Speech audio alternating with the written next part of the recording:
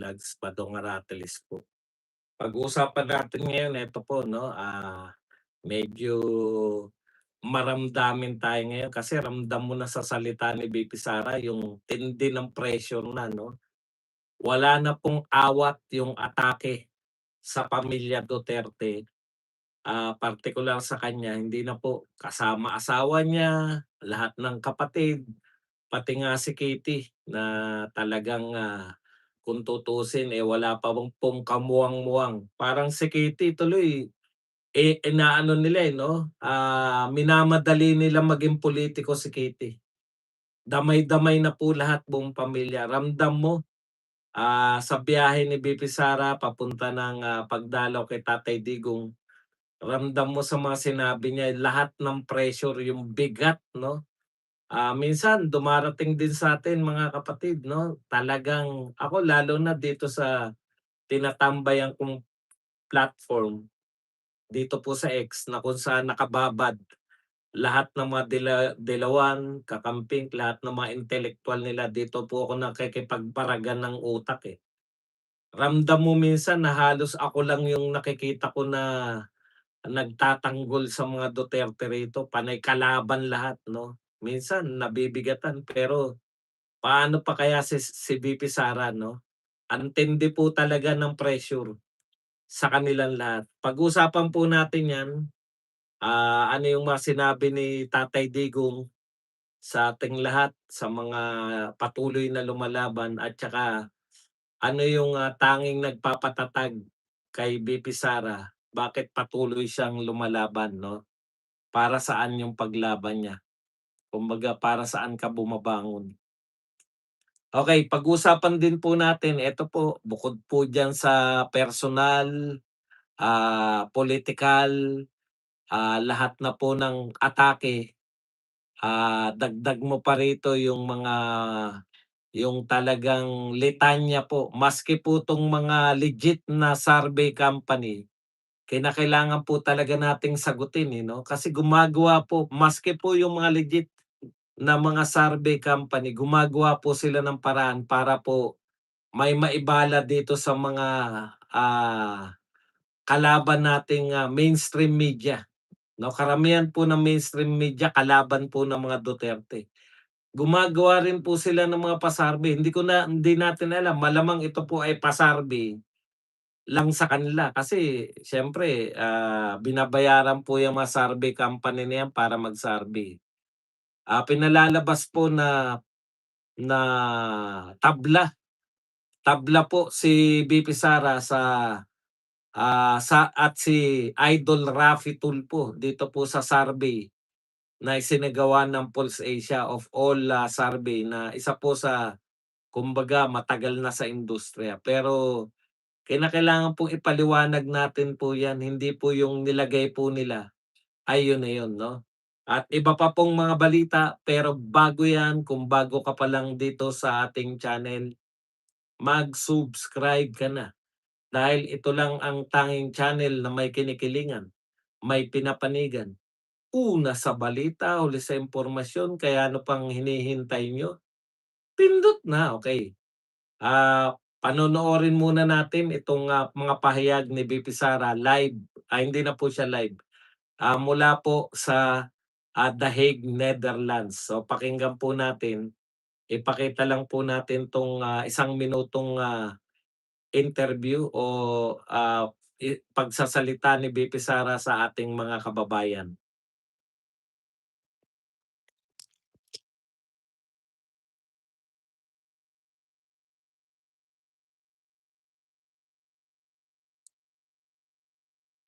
Antayin din yung pagpapasalamat sa lahat ng mga kababayan at in fact, kanina, as you mentioned, to bring the message to him, sabi mo, hindi kayo susuko. So, pinaabot ko din sa kanya, sabi ko, nagsabi sila na hindi sila susuko. At sabi niya na, ano kayo? Kayo, hindi ko alam kung joke yun or hindi, but for BRD, I would take it as a joke. Okay, nagawa pa pong mag-joke ni Tatay Digong 'no, sabi po ng mga tao, ah, sa labas po ng, Digong Avenue, Digong Street ay, nagpapahayag po sila kay Tatay Digong ng suporta. Sabi po ni Tatay Digong, sabi ng mga tao hindi sila susuko, sabi po ni Tatay Digong, "Sumuko na raw kayo." Pati raw tayo sumuko na lahat. Pero tignan niyo po kahit po tumatawa si VP Sara, ramdam mo na, ramdam mo na sa tignan niyo kahit maganda pa po si VP Sara, kung papansinin niyo po, talagang yung pressure maganda lang talaga si VP Sara pero yung pressure alam niyo ramdam na ni VP Sara.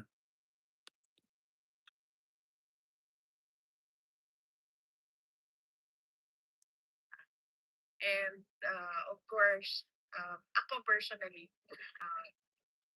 yung lakas ko lang talaga galing talaga sa mga tao. Sa totoo lang, iniwan na siguro ako lahat ng mga kaibigan ko na politiko, pero hindi ako iniwan ng mga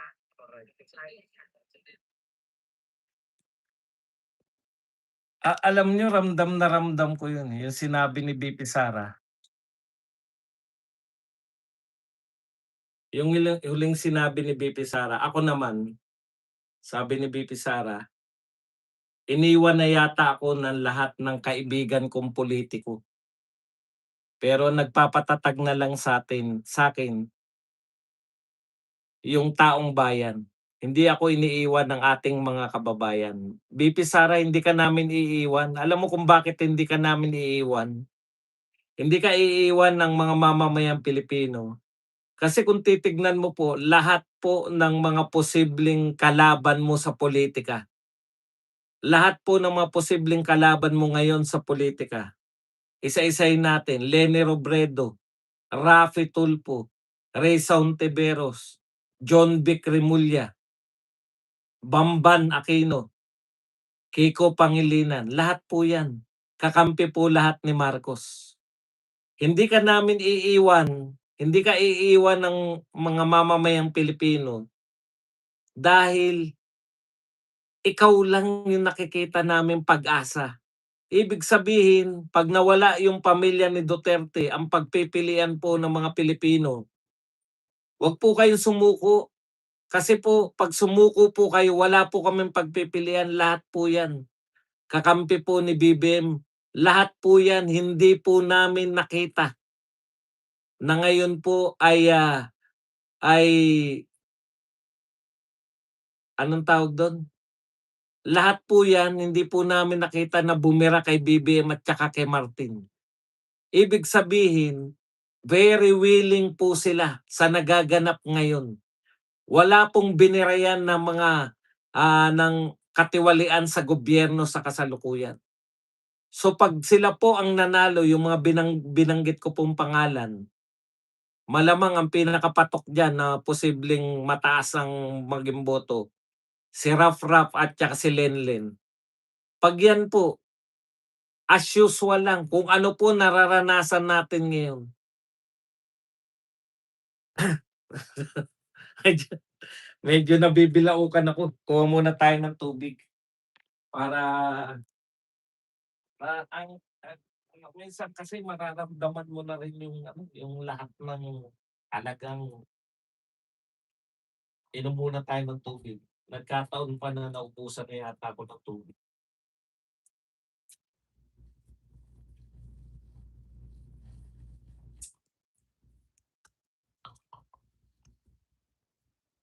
Hmm.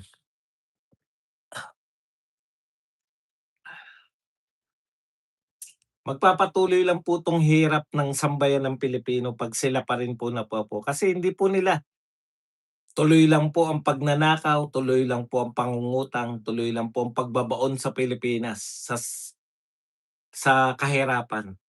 Wala po, hindi po nila tinututulan 'to. Ngayon po, meron na naman pong pinag-uusapan na uutang na naman ng trilyon.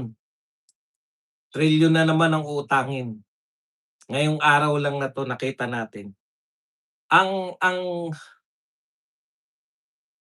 ang point ko lang po mga kapatid, si VP Sara lang po ang, pag-asa ng mamamayang Pilipino na mabago 'to. Si VP Sara lang po ang pag-asa ng mamamayang Pilipino na mapakulong yung mga magnanakaw ngayon. Kasi kung hindi po si VP Sara ang susunod na presidente, as usual lang po 'yan, makakalusot po lahat ng mga magnanakaw. Baka po itong mga binabanggit kong kandidato, ang magpopondo pa po diyan, tinitiyak ko sa inyo, ang magbubuhos ng pondo diyan yung mga magnanakaw ngayon. Kasi alam po nila, katapusan na po ng kanilang pagnanakaw, sa rehas po sila, pupulutin 'pag po si VP Sara yung napaupo. Kaya tuloy-tuloy lang po tayo, 'wag po tayong manghina mga kapatid. Kasi 'pag nanghina tayo, 'pag sumuko po tayo sa kanila, pero eto lang po 'no, bagamat normal po 'yan na minsan parang nakakasawa ng bumanat, minsan nakakasawa na. Huwag niyo pong alalahanin 'yan kasi 'yan lahat po ng naririnig ninyong ingay, lahat po 'yan propaganda lang po. Magkakasabwat po kasi mga malalaking magnanakaw, mga pulitikong magnanakaw at saka 'tong mainstream media, magkakasabwat na po lahat 'yan. Nakita niyo po napakulong po si Jay Sonsa. Nauna pa pong nakulong si Jay Sonsa kaysa kay Martin Romualdez at sa iba pang mga pulitiko. Marami tayong pag-uusapan, eh, pero unahin na natin 'tong mga nariyan. So, kami po VP Sara, huwag kang mag-alala sa'min. Kasi hindi po dahil kami ay, very willing na, suportahan ka dahil kung ano pa man, hindi po. Para rin po sa'min yung suporta namin. 'Pag sinuportahan ka namin 'no, alam po namin na mapapakulong mo yung mga magnanakaw. 'Pag sinuportahan ka po namin, alam namin na kaya mong pigilin yung pagnanakaw ngayon. Yan po talaga, eh, yung corruption. Yan po ang pinakamalaki na problema natin sa kasalukuyan. Lahat na po yan, pasok na riyan. 'Pag inunan niyo po yung corruption na yan, talagang giginhawa na po ang Pilipinas. Ikaw lang ang pag-asa namin kaya hindi ka namin iiwan, hindi dahil sa willing kami magsakripisyo para sa'yo. Sakripisyo na kami ngayon, eh. Ikaw lang ang nakikita namin mag-aahon, mapipigil sa sakripisyong dinadanas ng sambayanang Pilipino ngayon. 'Pag bumitaw po kayong mga Duterte, 'wag po sana niyong maramdaman, VP Sara, na iniwan namin kayo. Tama 'yun, iiwan kayo ng mga kaibigan mong pulitiko, pero yung mamamayang Pilipino hindi kayo iiwan mga Duterte kasi kayo lang po ang pag-asa namin na maitama lahat ng mga pagkakamali na 'to. Kayo lang po ang aasahan namin. Okay, eto po, tignan niyo po magdala ng balita 'tong, mga mainstream media. DCRH, tabla na sina Vice President Sara Duterte at Senator Raffy Tulfo sa overall presidential preference para sa 2028 elections, batay sa pinakabagong Pulse Asia Survey. Tignan po ninyo. Totoo pong may survey ang Pulse Asia pero hindi po totoo yung balita na ganyan na tabla na si Vice President Sara Duterte at Senator Raffy. Kasi po may nilagay po sila dun, halimbawa po yung sama-sama po lahat. Eto po, 'pag sama-sama po lahat, eto po ang resulta ng Pulse Asia Survey. Sa buong Pilipinas po, Sara Duterte 43%. Ang susunod po sa kanya, Robredo Leni 27%. Susunod po Raffy Tulfo 19%. Paano po naging tabla yung 43 at 19%? Kulang po kayo, ipapaliwanag po natin 'yan. Gumagawa po sila ng mga survey, nagpapa-survey po sila para po magmukha na malakas sila sa survey. Pero yung totoo pong survey ng Pulsesya, na sama-sama po lahat, eto po talaga yung katotohanan, eh. Ang katotohanan po, maraming tatakbo sa 2028 election. Multi-party system tayo, hindi naman tayo two-party system, eh. Normal po sa Pilipinas na maraming tumatakbong presidente. So eto po yung katotohanan 'pag nagsitakbo po, 'yan, Duterte, Sara, 43%. Robredo Leni 27%. Oh, ang laki po ng lamang, 'di ba? Tulfo Rapi 19%. Bam Aquino 5%. Hontiveros Risa 2%. 2% ka lang pala, Risa. Remulla John Vic 1%. 1% lang yung pinakamasugid na nagdedeklara na sila po ay tatakbo. Oh, tignan niyo po, Duterte sa Mindanao 88%, Robredo sa Mindanao 3%, Tulfo sa Mindanao 7%. Wala po silang panama sa Mindanao. O sa Visayas naman po, Sara Duterte 60%, Leni Robredo 16%, Tulfo Rapi 11%. Sa NCR po, 35% Sara Duterte, Robredo 27%, Tulfo 24%. Ang lalaki po ng lamang. Nanalo lang po si Leni Robredo at saka si Tulfo kay BP Sara sa Balance Luzon. Pero NCR, Visayas at Mindanao, ha? NCR, Visayas at Mindanao po, lamang na lamang po si BP Sara. Paano po sila mananalo?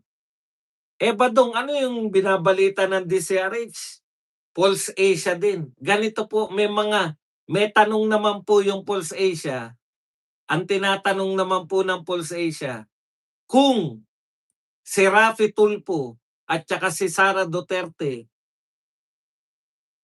silang dalawa lang po ang tatakbo, sino po yung mananalo? Pareho po silang 46%. Iyon po ay yung kung. Ibig sabihin, wala na po sa eksena si Leni Robredo at iba pa. Second po si Leni Robredo.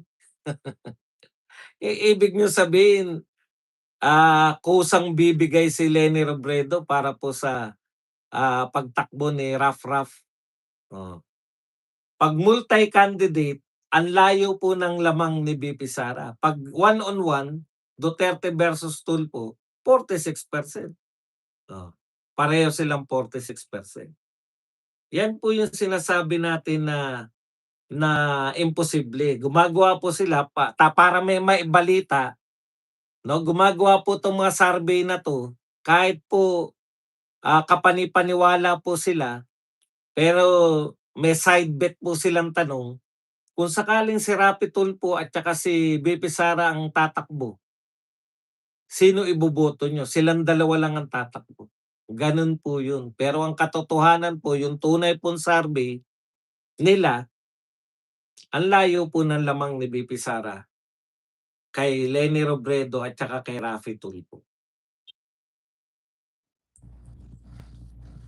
Tapos, dahil yan po ay binalita ng mga mainstream media, dadali na po yan ng mga vlogger, ng mga tatanga-tangang vlogger.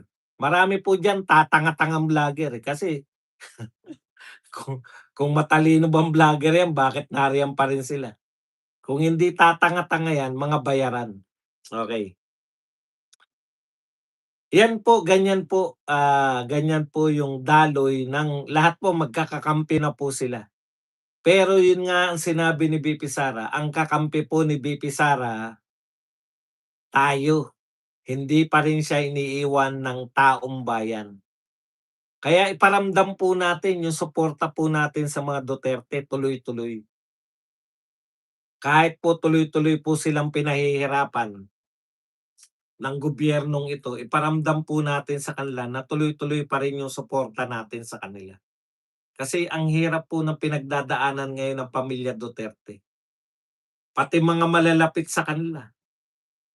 Alam niyo po kung bakit po yung mga ibang politiko nilang kaibigan ay posible yun, sinasabi, tama po yun.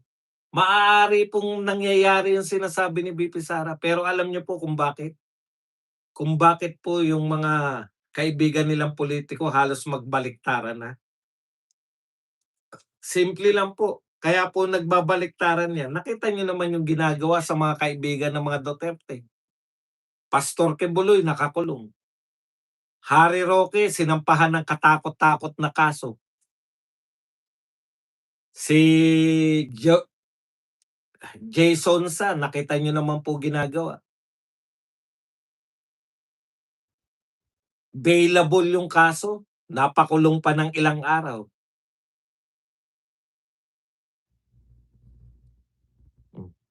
Gano'n talaga, matapos silang gamitin. Sanay na yung mga Duterte na gamitin, eh. Sana yung,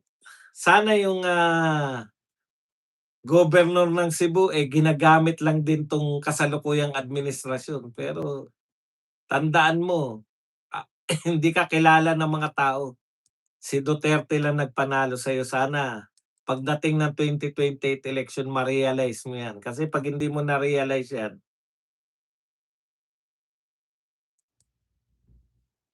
okey. Yang mga ganyan, 'di ba, magpapa-survey ka kasi sa mga survey company po, 'yan yung sinasabi ko sa inyo kaya sila kumikita dahil meron na po silang, anong tawag dun, track record. Uupahan po sila ng mga politiko para magpa-survey. Ngayon, kung kung yun po yung laman, walang magagawa kasi papa-survey mo kami, ako ang Pulse Asia. Pa-survey niyo nga 'to kung VP Sara versus, Rapi Tulfo lang, sino mananalo? Siyempre isa-survey mo yun kasi binayaran ka dun. Okey, kung sino man yung nagpa-survey niyan, may purpose yan na i-promote si Rapi Tulfo. So ngayon, dahil hawak na nila yung mga anti-Duterte yung mga mainstream media, dadalhin talaga ng mainstream media na tabla si VP Sara at si Mon Tulfo. Pero hindi po totoo yan.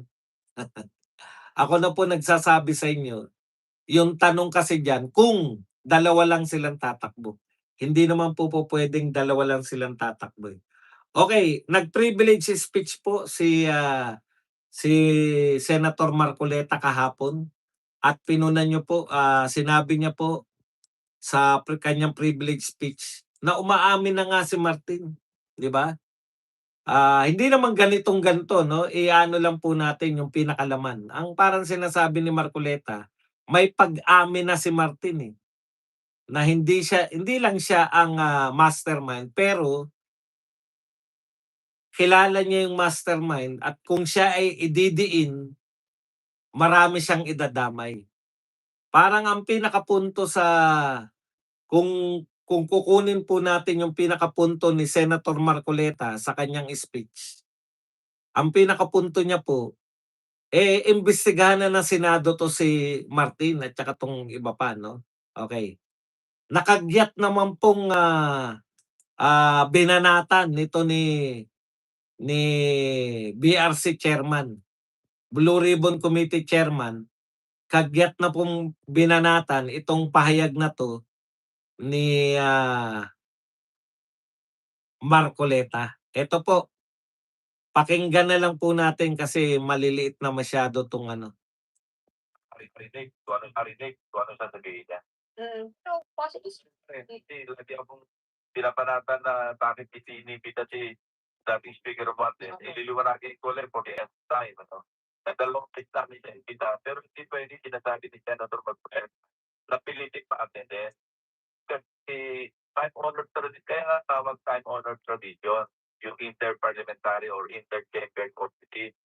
Halimbawa, kasi narinig ko ewan ko kung totoo ito, si Justice Committee Chair ng House na si J.P. Luistro, na gusto nila titigahan yung SOTE, yung usapin ng SOTE, at gusto nila patawag si Senator Marcoleta. Ayun, pwedeng itanong sa kanya, hindi ka pa mag-i-invoke pag ikaw tinatawag ng House. Hindi ka pa pupunta sa leadership ng Senado para i-invoke mo yung interparliamentary committee. So what's good for the good is good for the gander. Ika.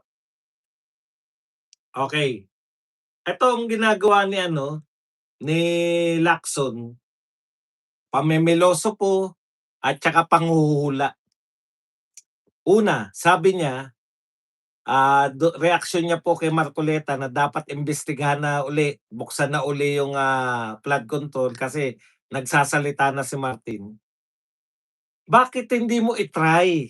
Kasi si Martin lumabas na, lumantad na, eh. Bakit hindi mo i-try uli na imbitahin si Martin?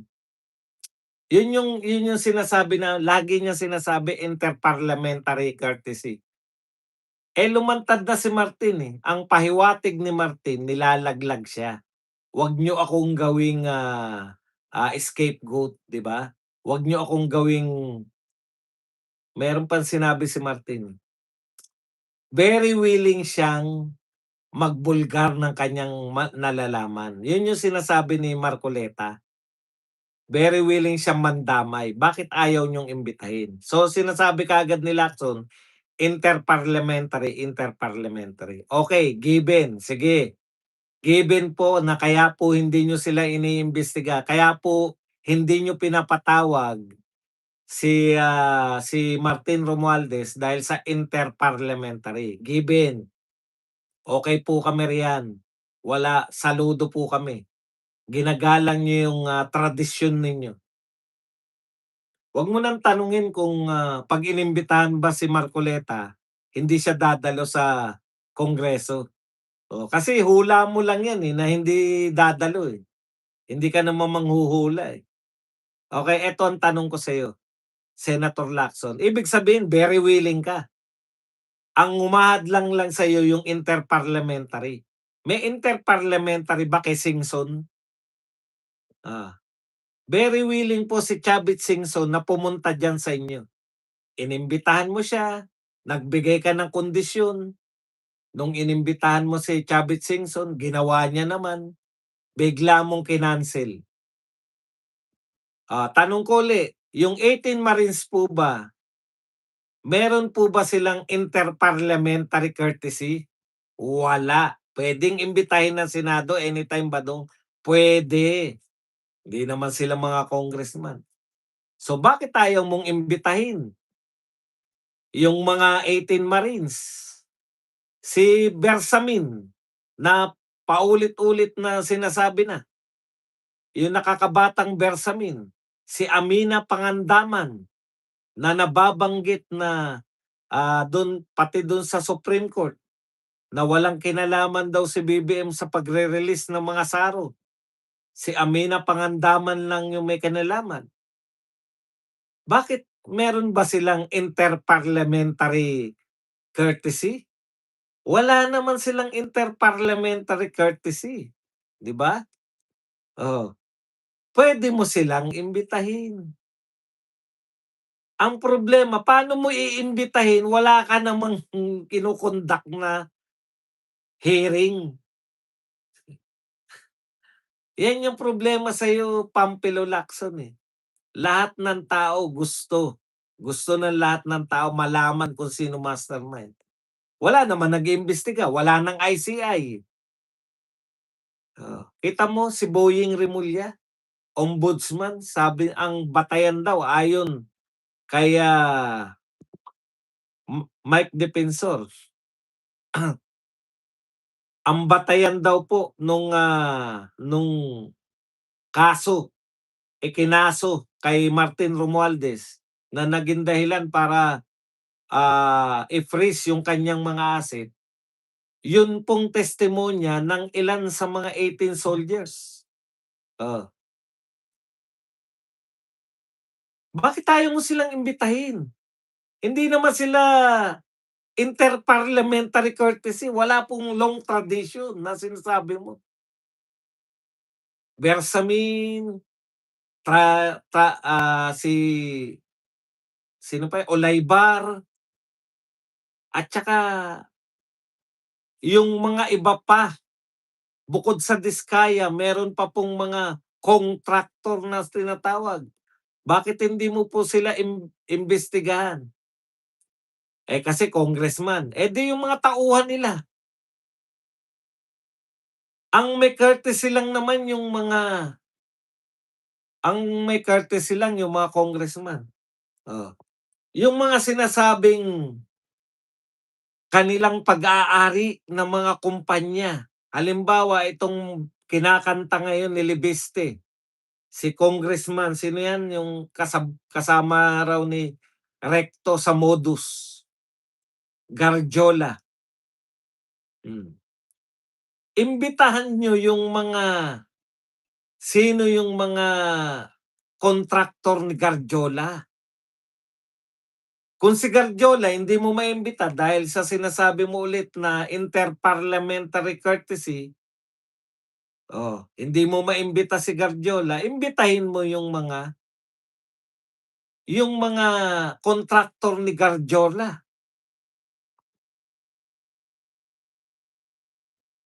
Ayan, sabi magtatag-ulan na naman, babaha na naman, wala pa ring kalutasan yung lintik na flood control issue na yan.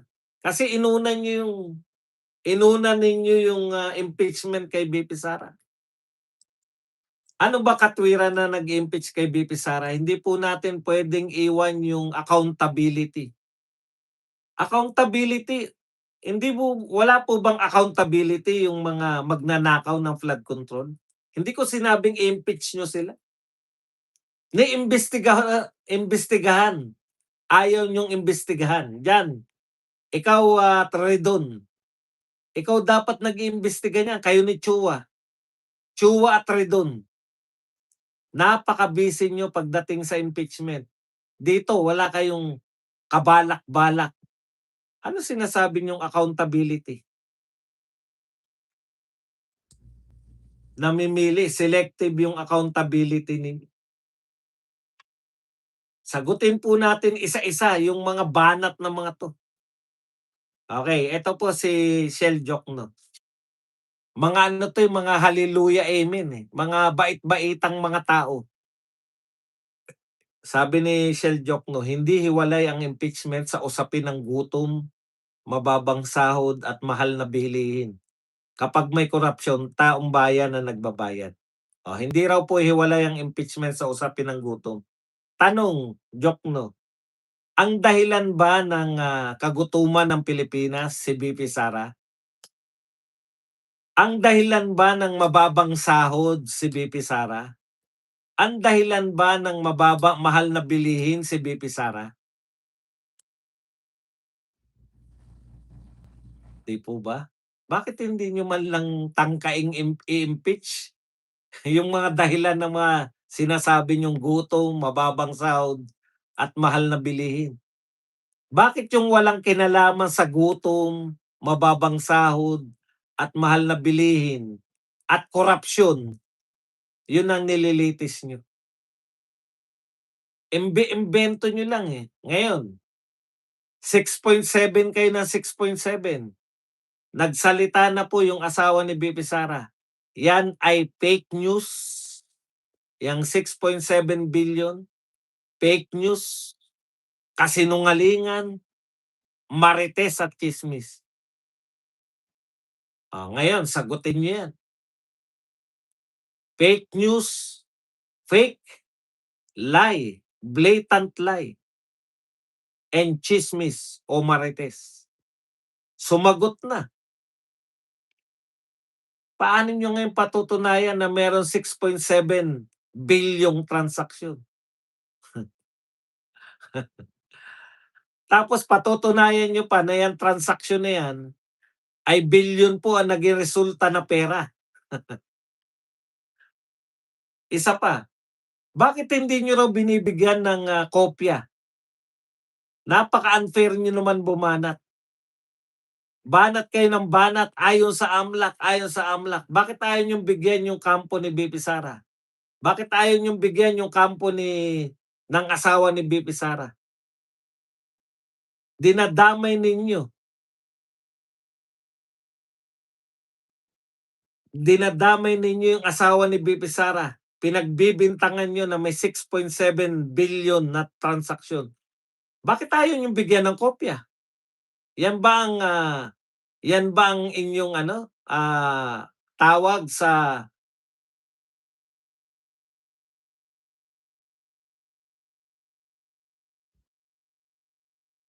due process? Yan po ba ang due process sa inyo? Matapos niyong akusahan, ayaw niyong bigyan ng kopya para maipaliwanag nila.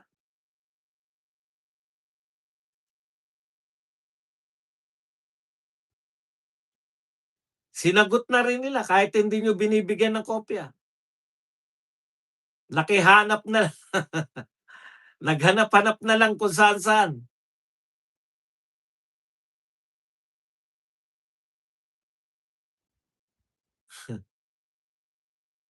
Okay.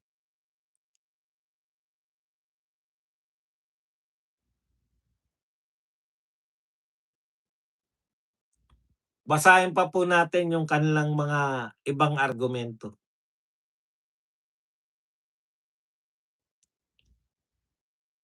Ito po matagal na 'tong tagapagtanggol ni ano, ni dati tagapagtanggol 'to ng mga dilawan. Ngayon naging tagapagtanggol na ni BBM. Ang bilis nilang ano 'no, nakakapagtaka sila 'no, ang bilis po nila mag-shift ng pinagtatanggol. Sabi po nila, eto, si Tea Tanto, "If the DDS cult is obsessed what's in PBBM's hair follicle test, it's only fair we find out what's inside Sara Duterte's head." Kita niyo po yung ano nila ngayon? Tignan niyo po sila lahat po ng bumabanat ngayon kay VP Sara, binabanatan po yung psychological capacity ni VP Sara. Gusto nilang palabasin ngayon na may aning-aning si VP Sara. It is our right to demand Sara's long overdue psychiatric evaluation. Di ba? So sila ngayon nanghihingi rin ng evaluation, psychiatric evaluation. Between the epic public meltdown and the casual unallied threats against the nation's top leaders, it's clear Sara is not just bastos at balahura. We are dealing with a textbook case of clinical instability and a dangerous propensity for violence that belongs in ward, not public office. Okay, Tea Tan, ikaw ba doktor? Kung doktor ka, psychologist ka ba o ano ba tawag sa psychiatry? Doktor. Psychologist ka ba? O psychiatry, ang major mo ba ay psychiatry bilang doktor? Kahit ka nga doktor, kung wala kang kinalaman sa psychiatry, hindi mo pwedeng sabihin na may aning-aning si VP Sara. Delikado yan. Kung Duterte supporter ang nagsalita ng sinasabi mo, is either may kaso na or pina-take down na lahat ng ano, psychiatrist. Psychiatrist ba ang tawag? Sa mga ano, sa doktor na psychiatry ang kinuha? Sige. Pero para sa kaalaman mo, kasi sanay kayo nanlilin lang ng kapwa eh.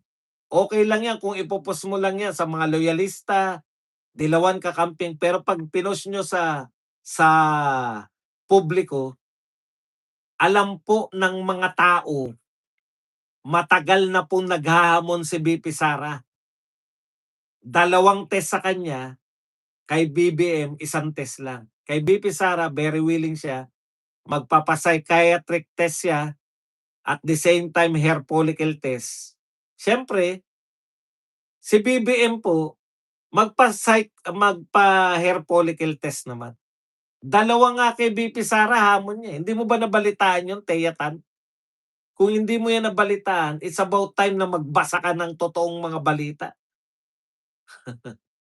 Manlilin lang pa kayo, matagal na pong naghamon si VP Sara. Pahiya kayo ngayon. Kala nyo inaatrasan niya ni VP Sara. Eto pa po.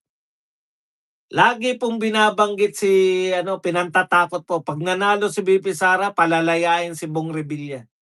Alam nyo, tigil-tigilan nyo kami ng panlilinlang. Yung mga mamamayan, huwag nyo linlangin. Si Ramon Bong Revilla Jr., yan po ay tumakbo under alyansa ni BBM.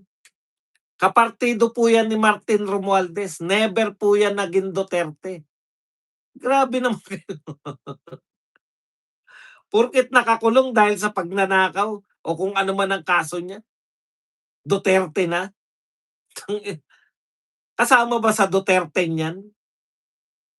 Kasama ba yan sa plus 2 ni VP Sara? Hindi po yan naging parte ng Duterte Group. Mga tukmul kayo. Ito pa isa. Sa lahat po sa inyo nakikinig na mga hindi Duterte supporters, paalala lang po namin lahat po ng posibleng kalaban ni VP Sara. Si Leni Robredo, Risa Ontiveros, Idol Raffy Tulfo, John Vic Remulla. Sama mo na si Bam Aquino at Kiko Pangilinan. Lahat po yan kakampi ni BBM. Papaalala lang po namin sa inyo. Dahil sigaw kayo ng sigaw ng pagbabago, pagbabago, pagbabago. Tapos iboboto nyo naman itong mga taon na to. Anong pagbabagong aasahan nyo rin? Kung manalo po sila, absuelto po ang mga magnanakaw. Kung manalo po sila, tuloy-tuloy lang po ang mga magnanakaw.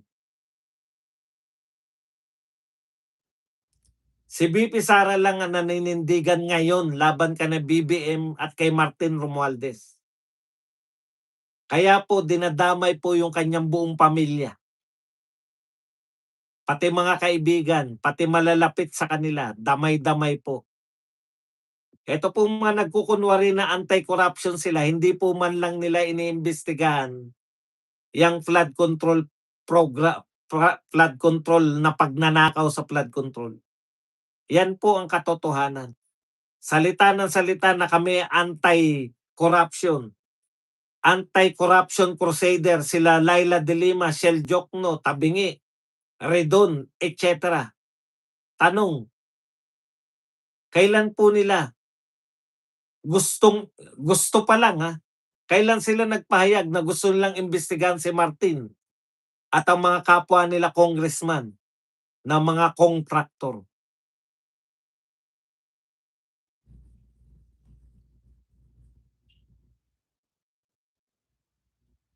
Wala po. Ano po ang mas malaki? Yung paratang nila kay VP Sara na 125 million? O 73 million? O 1 point something trillion na nawawala? Nawawalan tayo ng 1 trillion sa national budget. Mahigit. Nawawalan tayo. Kasi ayon niya kay Malutikia. Kinukot ko na, baka sabihin nyo na sa akin galing yan.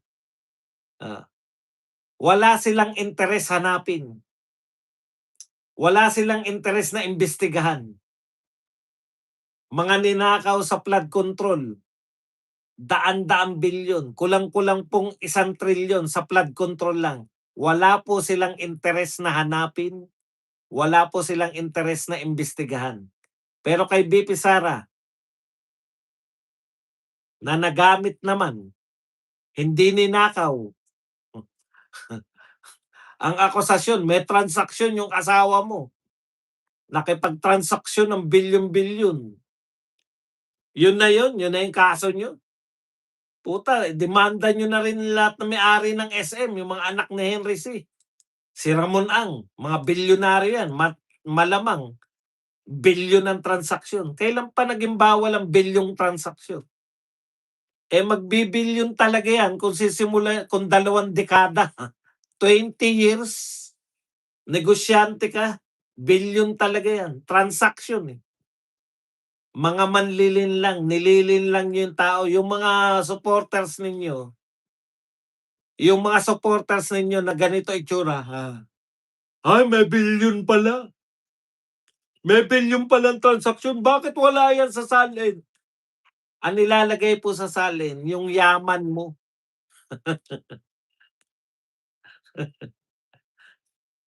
Pati po mga dilawan na abogado, pinapaliwanag na, ayaw nyo pang paniwalaan.